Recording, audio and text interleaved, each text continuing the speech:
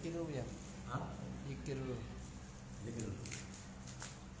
Baca sama-sama zikir. La ilaha illallah al-malikul haqqul mubin Muhammadur Rasulullah shadiqul wa'dil amin La ilaha illallah al-malikul haqqul mubin Muhammadur Rasulullah shadiqul wa'dil amin La ilaha illallah al-malikul haqqul mubin Muhammadur Rasulullah shadiqul wa'dil amin La ilaha illallah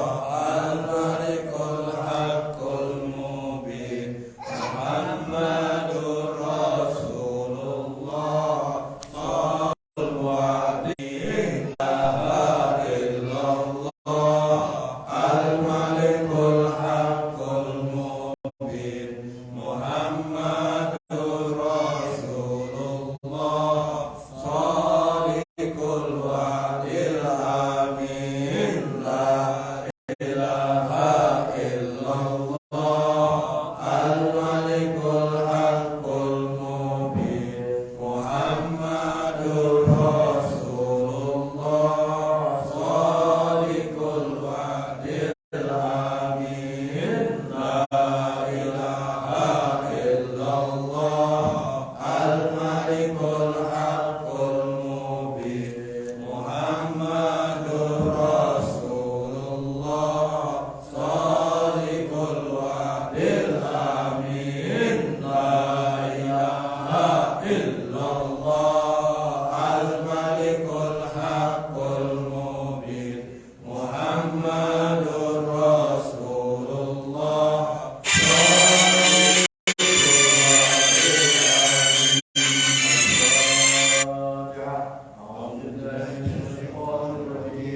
Bismillahirrahmanirrahim Alhamdulillahi rabbil alamin Ar-Rahmanir Rahim Maliki yaumiddin Iyyaka na'budu wa iyyaka nasta'in Ihdinas siratal mustaqim Siratal ladzina an'amta 'alaihim ghairil maghdubi 'alaihim waladdallin Assalamualaikum warahmatullahi wabarakatuh. Waalaikumsalam warahmatullahi wabarakatuh. Alhamdulillah, alhamdulillahirabbil alamin. Wassalatu wassalamu ala asyrofil anbiya'i wal mursalin wa ala alihi wa sahbihi ajma'in. Amma ba'du. Subhanaka la ilma lana illa ma 'allamtana innaka antal 'alimul hakim. Wa la hawla wa la quwwata illa billahil 'aliyyil 'azim. Rabbi shrah li sadri wa yassir li amri wa hlul 'uqdatam min lisani yafqahu qawli. Ma'asyiral hadirin wal hadirat jamaah salat maghrib salat ikhlas yang senantiasa dirahmati oleh Allah Subhanahu wa taala. Alhamdulillah, summa alhamdulillah, ya hatinya kita bersyukur kehadirat Allah Subhanahu wa taala pada malam ini kita masih dipertemukan kembali oleh Allah Subhanahu wa taala dalam keadaan sehat walafiat. Salawat dan salam semoga tetap tercurahkan kepada junjungan kita Nabi yang besar agung, Nabi yang mulia Nabi kita Muhammad sallallahu alaihi wasallam, kepada sahabatnya dan para pengikutnya setia sampai akhir zaman. Mudah-mudahan kita selalu semua akan mendapat syafaat dari Rasulullah sallallahu alaihi wasallam dengan namanya kepada Nabi Allahumma sholli ala sayyidina Muhammad wa ala ali sayyidina Muhammad. Baiklah, kita akan melanjutkan pelajaran kita membaca kitab Hidayah Salikin. Sekarang sudah memasuki bab yang ketiga, al-babus salis bistinabil ma'asi zahirati. Bab yang ketiga yaitu menyatakan atau menjelaskan tentang menjauhi segala maksiat yang zahir.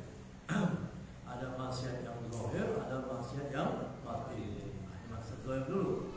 Kata Imam Ghazali rahimahullah taala, "I'lam anna ad-din syatran." Artinya ketahui olehmu bahwasanya agama itu ada dua bahagi atau dua bagian. Pertama, meninggalkan maksiat yang ditegahkan akan dia. Yang kedua, berbuat taat yang disuruhkan akan dia. Jadi ada meninggalkan maksiat, ada mengerjakan taat. Nah, jadi ada maksiat, ada taat. Maksiat harus kita hindarkan, taat harus kita kerjakan. Nah, yang kedua, berbuat taat yang disuruhkan akan dia dan meninggalkan akan segala yang ditegakkan itu sangatlah susah. Jadi meninggalkan segala yang berbentuk maksiat ini lebih susah daripada mengerjakan yang diperintahkan Allah. Menghindari maksiat ini lebih susah, lebih berat daripada mengerjakan perintah Allah. Ini yang bicara. Dan berbuat taat itu kuasa atas oleh tiap-tiap orang. Artinya setiap orang ini bisa mampu dan meninggalkan syahwat yang melazimkan akan maksiat itu tiada kuasa atasnya melainkan siddiqun. Siddiqun itu adalah orang-orang yang siddiq, orang-orang yang sudah tingkatannya siddiq. Siddiqun, orang yang memang betul-betul selalu benar. Seperti sahabat, kasih Allah, wali-wali Allah, orang siddiqun. Memang dia sudah terlatih, sudah banyak riyadhah, sehingga dia betul-betul bisa mengatasi segala maksiat-maksiat. Dan yang paling penting lagi sudah mendapat rahmat dari Allah SWT. Dan dari karena inilah sabda Nabi SAW, orang yang muhajir, orang yang berhijrah itu ialah seseorang yang meninggalkan akan kejahatan. Dan orang yang fisabilillah, orang yang perang fisabilillah itu yaitu orang yang memerangi hawa nafsunya. Nah, itu maksudnya. Dan lagi kata Imam Ghazali rahimahullah, wa'lam annaka innama ta'sil azza wa jalla bi jawarih. Ketahui olehmu bahwasanya engkau hanya sesungguhnya berbuat maksiat akan Allah azza wa jalla itu dengan segala anggotamu. Kita ini bermaksiat dengan anggota kita ini. Dan hanya saja sesungguhnya anggotamu itu nikmat daripada Allah atasmu dan pertaruhannya padamu. Artinya amanah. Amanah dari Allah untuk anggota tubuh kita ini. Mulai dari mata, telinga, tangan, kaki, mulut, sudah itu kemaluan. Nah ini daripada ada 7 anggotanya. Ini adalah nikmat dari Allah Ta'ala. Nah, tapi kita banyak bermaksiat dari situ. Maka jika engkau berbuat akan maksiat dengan suatu daripada anggotamu itu, maka seolah-olah engkau meminta tolong dengan nikmat Allah Ta'ala. Seolah-olah atas berbuat maksiat akan dia. Nah gitu ini. Ya tak? Padahal ini nikmat Allah. Kita gunakan untuk maksiat. Mata nikmat Allah, telinga nikmat Allah, tapi kita gunakan untuk maksiat.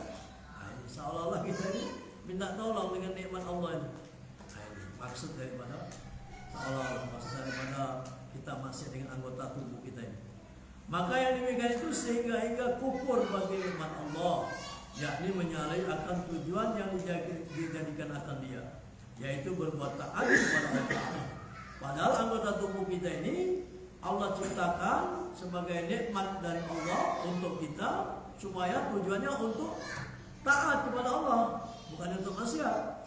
Maka tak sekala engkau berbuat maksiat dengan dia, maka yang demikian itu menyalahi akan yang dijadikannya akan dia. Inilah makna kufur di sini, yaitu dinamakan kufur nikmat. Dan bukan makna kufur di sini kufur agama, tapi kufur nikmat. Kita ini tidak mensyukuri nikmat. Harusnya kita ini bersyukur atas nikmat Allah yang Allah jadikan mata, telinga, tangan, kaki, kemampuan kita termasuk. Ya tak? Harusnya kita syukur. Syukurnya bagaimana? Digunakan untuk taat, tapi kita maksiat. Kita maksiat. Itu maksudnya. Jadi seolah-olah kita dikufur atas nikmat, ya, kufur nikmat Allah, yaitu dinamakan kufur nikmat. Dan bukan makna kufur di sini kufur agama, bukan kafir dari keluar dari agama, bukan. Dan lagi segala anggotamu itu pertaruhan daripada Allah Taala, artinya amanah dari Allah Taala. Maka jikalau engkau berbuat maksiat dengan dia, niscaya engkau khianat. Kita ini sudah berkhianat. Padahal ini amanah Allah, kalau mata amanah Allah, telinga amanah Allah, tangan amanah Allah. Kita gunakan maksiat, berarti kita ini khianat. Mengkhianati akan amanah Allah. Itu maksud kata Imam Ghazali dijelaskan dalam kitab saya. Ini maksudnya. Dan khianatmu itu pada pertaruhan yang menaruh akan dia, ya, akan dia oleh Allah Taala padamu, yaitu sehingga maksiat. Maka segala anggotamu itu seperti rakyatmu, maka pilih olehmu betapa engkau memeliharakan akan dia. Maka sekalian kamu itu punya peliharaan, dan tiap-tiap kamu itu ditanyai pada hari kiamat akan suatu yang kamu peliharaan. Ini harusnya kita pelihara, tapi kita tidak pelihara. Nanti akan ditanya oleh Ta'ala, mata kau gunakan untuk apa, tangan kau gunakan untuk apa, ya. Semuanya ditanya oleh Ta'ala. Nah, banyak mana, banyak maksiat, banyak taat. Nah, tinggal kita berpikir, ya. Nah, sekarang kita harus hati-hati. Maka jikalau tiada engkau peliharakan segala anggotamu itu daripada segala maksiat, niscaya ditanya oleh Allah Ta'ala akan dikau pada hari kiamat. Maka atas segala itu tiada dapat lagi anggota berdusta, dan tiada dapat engkau sembunyikan melainkan nyata akan perbuatanmu itu, karena segala anggotamu itu pada hari kiamat nanti akan naik saksi atas perbuatanmu itu dengan perkataan yang nyata lagi pasti. Mata bisa bicara, tangan bisa bicara, ya tak? Semuanya. Kaki juga bisa bicara. Dan jikalau lidahmu tiada bertutur sekalipun, seperti firman Allah Ta'ala, al-yawma nakhtimu ala afwahihim wa tukallimuna aydihim wa tashhadu arjuluhum bima kanu yaksibun. Pada hari yang kami tegakkan atas segala mulut mereka itu pada berkata-kata, yaitu hari kiamat, dan bertutur akan kami oleh segala tangan mereka itu, dan naik saksi segala kaki mereka itu dengan suatu maksiat yang ada diperbuat dan diusahi oleh mereka itu. Jadi tangan bicara sendiri, ya. Tak bisa lagi kita bohong di hadapan Allah Ta'ala. Mata bicara sendiri, telinga bicara sendiri, ya. Kaki begitu juga. Dan lagi firman Ta'ala, yauma tashhadu 'alaihim alsinatuhum wa aydihim wa arjuluhum bima kanu ya'malun. Artinya pada hari yang naik saksi atas mereka itu segala lidah mereka itu, dan segala tangan mereka itu, dan segala kaki mereka itu, dengan segala maksiat yang ada diperbuat oleh mereka itu atas dia, yaitu pada hari kiamat. Masyaallah. Syahdan. Nah, perhatian syahdan. Seyogyanya engkau peliharakan akan segala badanmu, istimewa pula segala anggotamu yang 7 daripada segala maksiat yang ditegakkan akan dia oleh Allah Ta'ala, yaitu memeliharakan mata dan telinga, lidah, faraj itu kemaluan nanti, perut dan tangan dan kaki. Jadi 7. Ya, mata, telinga, lidah, faraj, kemaluan langsung faraj, kemaluan farji, perut, tangan, kaki. 7. 7 anggota. Karena neraka jahanam itu ada baginya 7 pintu, dan tiada masuk ke dalam tiap-tiap satu daripada pintu yang 7 itu melainkan sebab berbuat maksiat dengan anggota yang 7 itu. Ya, pintu telinga, orang yang banyak masuk dengan telinga masuk pintu itu. Pintu mata, pintu neraka yang jalurnya matanya banyak maksiat masuk pintu ini. Pintu kemaluan, waktu dulu banyak berzina, banyak apa, ya tak? Banyak berbuat yang tidak benar masuk pintu ini. Kaki macam itu, pintu yang oleh sebab kaki banyak bermaksiat, pintu oleh tangan yang sebab banyak maksiat masuk pintu. 7 pintu neraka, sama pintu surga 7. Nah, ini jadi kita jangan oleh Sebab 7 anggota ini hanya pintu neraka manggil-manggil. Masuk sini, kau masuk sini. Layak oleh sebab kita banyak masuk. Ini hadirin sekalian, jangan sampai. Adapun mata, maka bahwasanya dijadikan akan dia bagimu supaya dapat engkau petunjuk dengan dia di dalam segala tempat yang kelam. Ya tak? Tempat yang gelap saja. Sama ada di laut atau di darat, dan dapat engkau meminta tolong dengan dia atas menyampaikan segala hajatmu, dan dapat engkau melihat dengan dia kepada segala yang indah-indah dan segala yang ajib-ajib di dalam bumi dan di dalam langit. Dan engkau ambil dengan dia akan dalil yang menunjukkan bagi wujud zat Allah Ta'ala dengan segala sifat dan segala sifatnya, maka dalam engkau peliharakan matamu itu daripada 4 perkara. Ya, jadi kalau kita ingin mata kita selamat, ya, maka melihatlah akan wujud maksudnya itu yang menyatakan wujud zatnya Allah. Ya, melihat kebesaran Allah, melihat langit, melihat bumi, melihat laut, melihat hamparan bumi ini, menunjukkan adanya pencipta, yaitu zat Allah SWT. Itu mata ini digunakan untuk itu, maksudnya itu. Ya, jangan yang lain-lain. Maka kata dalam kitab ini, jangan kau gunakan yang 4 perkara. Peliharakan matamu daripada perkara. Pertama, engkau peliharakan daripada melihat akan segala yang diharamkan, seperti melihat perempuan yang hilat, artinya yang ajnabi, yang perempuan yang bukan mahram kita. Ini hati-hati api ini. Api ini banyak sih. Maksud tolong tino lewat mata kita. Makanya banyak orang yang muarab dah lah dia pakai api Android. Habis itu kita ada punya dia. Atau api Android ni. Api apa ni? Yang murah ni. Api yang dulu pun. Api jadul. Api yang nak tinggal bergambar. Android. Dan guna SMS. Itu harus begitu. Karena dia tahu bahwa kaget mata tadi tengok ini. Yang tadinya kita tadi sebenarnya kepengen yang benar, nak tengok Umar bin Hafiz, atau ada iklan.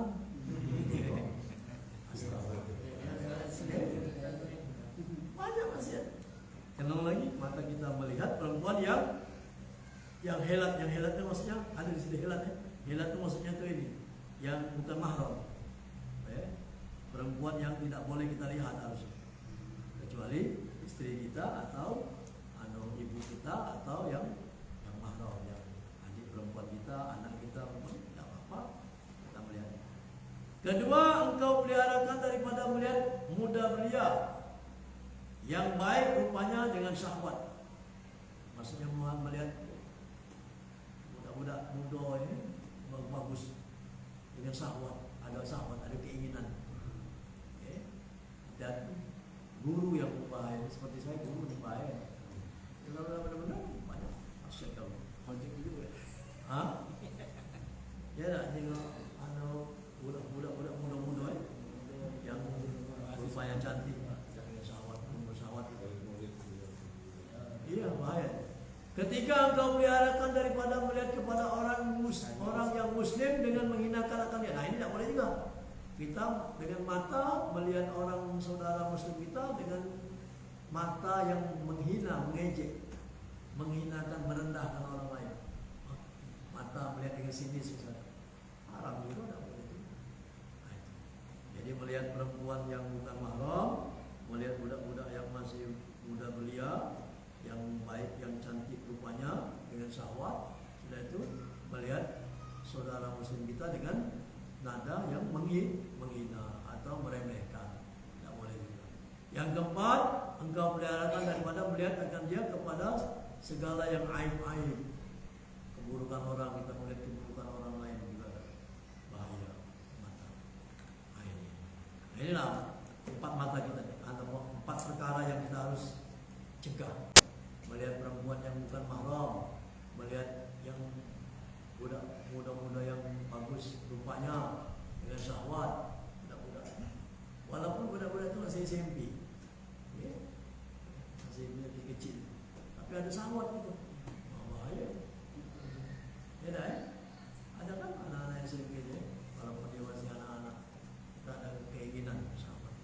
Sudah itu melihat aib orang lain, sudah itu melihat dengan memandang menghina.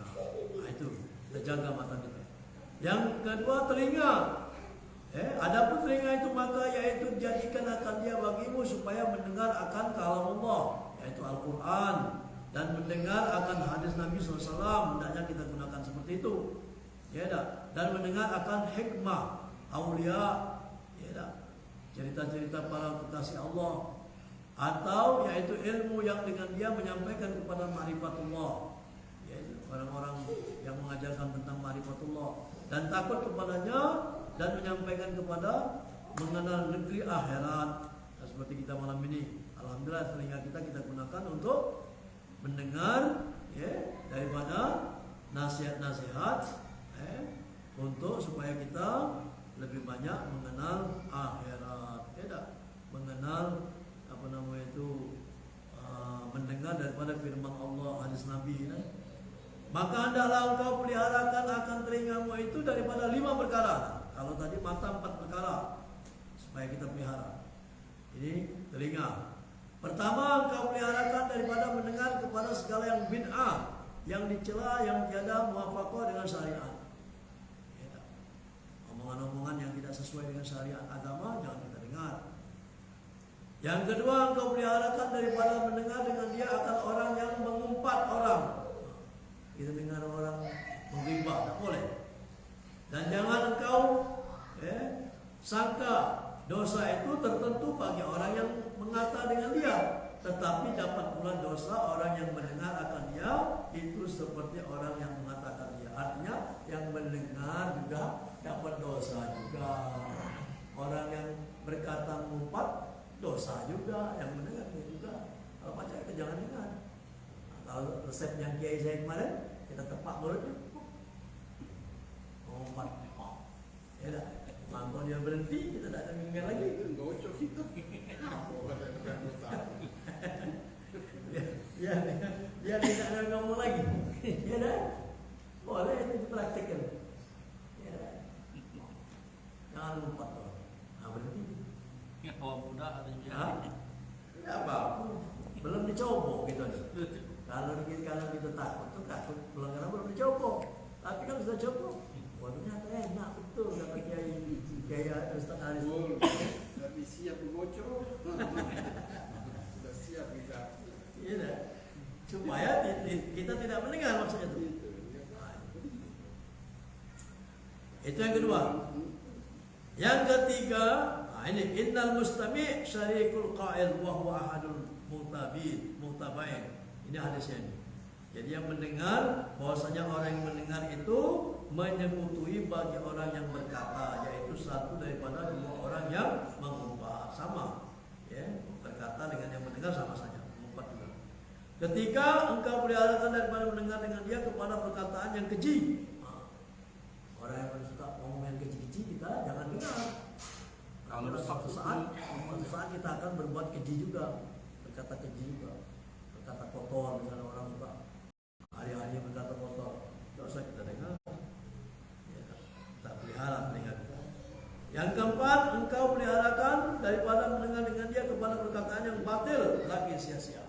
Orang yang bicara sia-sia pun kita tidak usah dengar.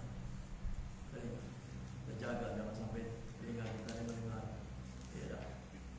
Kelima, engkau peliharakan daripada mendengar dengan dia kepada orang yang mengatakan kejahatan manusia, termasuk tadi, ya, 4 juga ini. Adapun lidah, nah sekarang lidah sudah, mata sudah, telinga sudah, ya, hendaknya kita jaga. Itu maksiat zohir semua, maksiat zohir, maksiat yang nampak. Belum maksiat batin, kita belum maksiat batin. Adapun lidah, itu maka yaitu dijadikan bagimu karena membanyakkan dengannya akan zikrullah. Dijadikan lidah itu seharusnya kita memperbanyak zikrullah, berzikir kepada Allah dan membaca Al-Quran, dan engkau tunjuk dengan dia akan segala hamba Allah Ta'ala kepada jalan yang menyampaikan kepada Allah Ta'ala dengan negeri akhirat. Lidah kita ngajak orang berbuat kebaikan. Jadi fungsi lidah itu untuk zikir, untuk membaca Al-Quran, dan juga untuk membaca hadis Nabi, ya, termasuk, dan juga untuk mengajak orang ke jalan Allah. Nah, itulah mengajak orang ke jalan Allah sampai ke mengenalkan manusia ke negeri akhirat.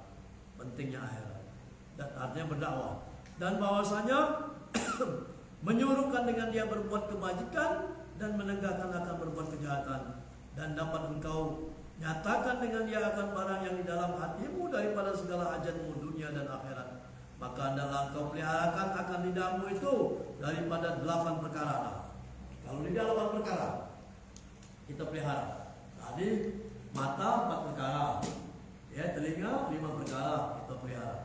Sekarang lidah 8 perkara, banyak lidah. Pertama, maka hendaklah engkau peliharakan akan lidahmu daripada berdusta. Jangan berdusta. Jangan sekali-sekali kita bohong-bohong. Ya. Sama ada sungguh-sungguh atau bersenda-senda. Bersenda-senda itu artinya main-main. Lakar-lakar, bohong kita. Jangan. Ya. Lidah kita ini jangan sampai kita berdusta, ngomong bohong. Maka jangan engkau biasakan berdusta itu dengan bersenda-senda, karena yang demikian itu membawa kepada berdusta yang sungguh-sungguh. Ya, walaupun dia ngomong berlawak-lawak deh, ada kan berlawak-lawak lucu-lucu, tapi bohong yang lucu-lucu kayaknya itu bohong. Itu nanti lama-lama dia berbohong yang sungguh-sungguh. Nah, itu. Dan ya, dari karena inilah berkata Imam Al-Ghazali rahimahullah ta'ala bahwa berdosa itu ibu segala dosa yang besar. Imam Ghazali mengatakan dusta itu ibu dari segala dosa yang besar. Dan sabda Nabi SAW, iyyaka wal kadhib fa innahu ma'al fujur wa huma finnar. Takutlah olehmu akan berdusta. Itu maka bahwasanya orang yang berdusta itu, ya, beserta orang yang berbuat maksiat, dan keduanya itu di dalam api neraka. Dan lagi sabda Nabi SAW, innal kadhiba babun min abwabun nifaq. Sesungguhnya bahwasanya berdusta itu satu pintu dari beberapa pintu munafik. Syahdan. Perhatian, terkadang dusta itu jadi wajib. Ada dusta yang boleh, yang wajib. Dan terkadang dusta itu jadi mubah, yakni harus. Dan misal yang wajib itu seperti ia berdusta sebab hendak melaksanakan orang yang hendak dibunuh. Maksudnya melepaskan orang yang hendak dibunuh, atau yang menyelamatkan orang yang hendak dibunuh oleh orang yang zalim. Atau hendak melepaskan harta pertaruhan orang kepadanya daripada orang zalim. Atau hendak memeliharakan harta orang muslim atau istri orang muslim daripada hendak dizolimi oleh orang. Padahal tiada lepas dan tiada terpelihara akan segala yang demikian itu, melainkan dengan dusta. Maka yaitu wajib berdusta. Maka misal yang harus berdusta itu seperti berdusta sebab hendak mendamaikan orang yang sedang berkelahi dan orang-orang berbantah-bantah, atau mendamaikan antara dua istri dan barang sebagainya. Jadi ada juga yang dibolehkan berbohong, misalnya menyelamatkan nyawa seseorang. Orang ini dikejar oleh penjahat, orang yang mau zalim sama dia, mau membunuh, dia masuklah ke tempat kita. Ditanya, apa kakak mau melihat si anu? Padahal kita tadi melihat. Kita katakan tidak ada dia di sini pak. Karena orang ini membunuh, dia bawa pisau, bawa senjata ada. Nah, kalau kita ngomong benar, ada pak di belakang situ, bunuh yuk. Nah, ini boleh berdosa seperti itu, wajib kita berdosa nolong seperti menolong orang. Atau ingin mendamaikan orang, boleh mendamaikan istrinya sama suaminya. Sudahlah, laki kau tu baiknya sama orang. Ya, dia ngomongkan kebaikan kau terus, katakan bini aku lima ini. Padahal tak pernah dia ngomongkan macam itu. Nak ngikut dia tadi. Apa yo ni dia ngomong macam itu kak? Iyo. Padahal dia tadi ngomong ke bini jelek terus. Wah bini aku boleh tunjuk dia 100, anu kurang, 200, tunjuk 200 Kita jangan kita omong, kalau kita omong tambah dia berkelahi, tambah dia itu tambah jauh. Nah itu namanya bohong. Harus bohong gitu. Nak damaikan orang, damaikan suami istri. Kalau tidak macam ini, baca. Boleh kita ngomong. Artinya tujuannya bagus, ingin damaikan orang. Justru bertengkar dengan siapa misalnya, kita damaikan, boleh. Jangan kita panas-panasi beliau. Kalau tadi dia punya terus, kalau dalam main tambah jadi malah terus, ya baik. Nah jadi boleh mendamaikan orang dengan berdosa boleh, tapi kita yang lain-lain tidak boleh. Dan kata Imam Ghazali rahimahullah taala dalam kitab Ihya, wa kullu maqsudin mahmud yumkinu tawassul ilaihi bisidq wal kadhib jami'an fal kadhib fi haram. Ini artinya dan tiap-tiap maksud yang kepujian yang dapat menyampaikan kepadanya dengan benar dan dengan berdosa bersamaan, maka berdosa di dalamnya itu haram. Dan jikalau dapat menyampaikan kepada maksud itu dengan berdosa tidak dapat dengan benar, maka berdosa itu mubah jika ada maksud itu mubah, dan wajib berdosa jika ada maksud itu wajib. Maka misalnya demikian itu, manakala ada di dalam benar itu menumpahkan darah orang muslim yang bersembunyi daripada orang zalim, maka berdosa di dalamnya itu wajib. Dan manakala tiada sempurna maksud berperang fisabilillah atau berperang dengan orang yang buat, ini artinya dalam peperangan. Rasulullah SAW suka juga dalam perang, situasi perang dia suka juga. Ini juga berpura-pura bohong, ecek-ecek lewat sini atau lewat sini untuk menipu daripada musuh tadi. Kalau tidak mau itu tidak bisa. Namanya perang. Perang ini nak pacak budi ke musuh. Kalau pacak musuh debu, ya budi. Tidak boleh itu berbohong. Ya tak, namanya perang. Tak ada perang lah sejujuran. Ya tak. Kami ini mesti jelas. Kalau kami ini bersembunyi sini ada. Pasti kalau gitu diserang oleh musuh ya. Nah ini boleh dalam perang. Kedua, nah itu baru yang pertama ya, tentang lidah tadi ya. Lidah tadi jangan berdusta yang pertama. Ya kecuali yang dibolehkan tadi berdusta. Yang kedua sekarang, apa yang kita harus pelihara dari lidah? Engkau peliharakan lidahmu daripada menyalahi janji. Tidak dapat janji. Maka hendaklah engkau sempurnakan tiap-tiap sesuatu yang engkau janjikan itu, dan jangan engkau menyalahi akan janjimu itu melainkan dengan sebab lemah atau sebab darurat karena sabda Nabi SAW. Jadi artinya berjanji harus kita tepati, jangan bohong. Salah seman kun Nabi bahwa munafik wa in shoma wa shalla man idza hadatsa kadzaba wa idza wa'ada akhlafa wa idza tu'mina khana. Artinya 3 perkara barang siapa ada salah satu yang demikian itu di dalamnya, maka yaitu munafik. Dan jika ia puasa dan sembahyang sekalipun, pertama seorang apabila berkata-kata maka ia berdusta. Kedua, seorang yang apabila berjanji ia mengingkari atau menyalahi akan janjinya. Ketiga, seorang yang apabila dipercaya oleh orang lain maka hianat akan dia. Nah ini tak boleh. Jadi kita jangan menyalahi janji atau mengingkari janji. Lidah ini tidak boleh mengingkari janji. Ketiga, engkau peliharakan akan lidahmu daripada mengumpat akan orang karena firman Allah Ta'ala. Tidak boleh. Lidah ini karena lidah ini mengumpat. Kita jaga lidah kita jangan sampai menggibah. Wala yaghtab ba'dukum ba'dha. Ini firman Allah. Wala yaghtab ba'dukum ba'dha ayuhibbu ahadukum ayyakula lahma akhi maitan fakarihtum. Jangan mengumpat daripada sebagian kamu di antara sebagian kamu. Adakah kamu suka seseorang daripada kamu bahwa memakan daging saudaramu yang mati? Daging memakan daging bangkai saudaramu. Maka yang kamu benci itu. Dan hasil dari makna itu, makna ayat ini bahwa Allah Ta'ala menyerupakan akan mengumpat itu seperti memakan bangkai pada yang haramnya dan kejinya. Haramnya haramnya dan kejinya. Dia memakan bangkai gitu sama baik kalau kita mengumpat. Nah, ini. Sabda Nabi SAW, iyyaka wal ghiba fa inna asyaddu minaz zina. Nah ini hadisnya. Takutlah olehmu akan mengumpat itu, maka bahwasanya mengumpat itu terlebih sangat jahat daripada berzina. Maka karena bahwasanya seorang laki-laki terkadang berbuat zina, maka taubat dia maka diampuni Allah Ta'ala. Dan orang yang mengumpat itu tiada mengampuni Allah Ta'ala baginya, melainkan mengampuni baginya oleh orang yang kena umpat itu.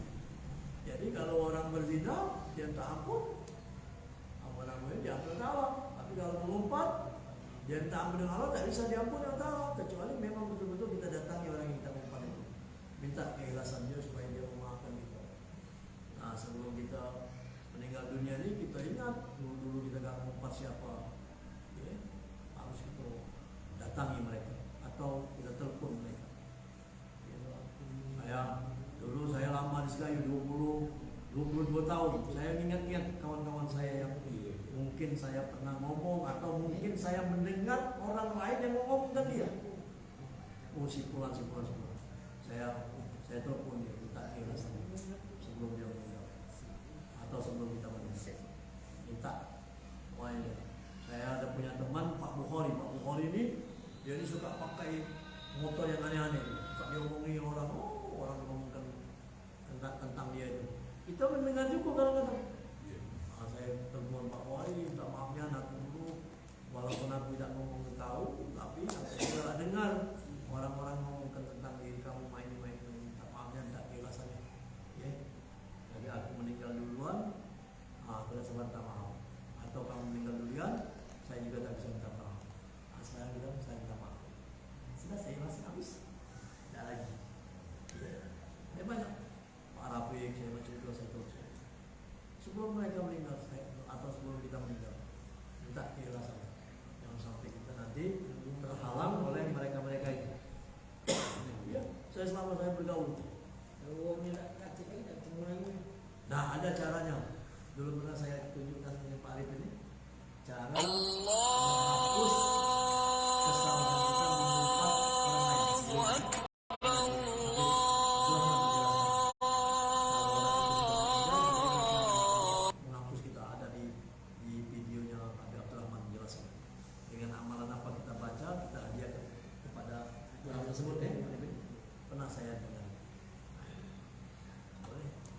Atau kalau kita tidak teringat lagi siapa-siapa, kita niatkanlah, ya Allah mungkin ada umpat sianu atau saya mengimbau sianu dan aku tidak teringat lagi siapa sepuan. Ya Allah dengan amalan ini aku hadiahkan untuk orang yang umpat supaya bisa terhapus kesalahan aku kepada dia. Sebelum kita meninggal ini kita selesaikanlah urusan-urusan dengan hak adabmu, selesaikan supaya kita nanti kalau meninggal kita sudah aman dari kesalahan kita. Hutang begitu juga, apalagi hutang kita nggak bisa, hutang harus kita bayarnya. Ya, misalnya hutang Pak Arifin, nggak ada Pak Arifin, anu itu minta ikhlas ya, kita baca aja Pak Arifin. Ya, minta ikhlas ya, anu hutang sejuta, banyak sejuta sebulan, bukan dikit. Ya, ada yang minta maaf ya, minta ikhlas. Ya mana ya? Saya bayar dulu Pak Arifin, Pak Ruman minta maaf ya ya. Kecuali 50.000 dah 50.000 mungkin lah, cuma kan tak apa 50.000. Oh ya gimana lah itu Bapak, kita kan kita punya utang sama orang si A, sedang si A kita mau bayar, si A nggak ada lagi. Gimana caranya? Caranya? Iya. Kalau ada anaknya dengan anaknya atau saudaranya, atau memang tak bisa lagi menghubungi kerabat-kerabatnya, maksud saya kayak gitu ya? Ya, ini baik kita akan infakkan, kita niatkan untuk dia. Ya Allah, aku membayar hutang sebulan, aku tidak bisa lagi bayar karena dia sudah meninggal, karena anak-anaknya sudah tidak bisa ketemu lagi, turunnya bisa ketemu. Aku niatkan sedekah ini untuk dia. Anggaplah dia dulu yang bersedekah. Aman, kita sudah niat bayar kan nanti. Iya, seperti itu. Malah dia lebih tertolong kan. Wah, alhamdulillah aku di kan celengan ada celengan ke di akhirat ya. Ada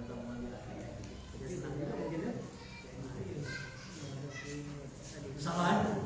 Alhamdulillah, ya, apa yang sudah kita dengar, apa yang sudah kita baca, kita niat untuk mengamalkannya dan juga untuk menyampaikan kepada saudara-saudara kita yang lain, terutama keluarga kita, anak-anak kita, keluarga kita, ya, dan teman-teman kita, supaya teman-teman kita juga bisa memahami apa yang kita sudah dengar. Betapa pentingnya kita menjaga anggota tubuh tadi, ya, mulai dari mata, telinga, lidah, baru lidah, belum yang lain lagi. Ada kan masih? Ya. Kalau nanti teman yang akan datang selesai, dilanjutkan lagi yang lain.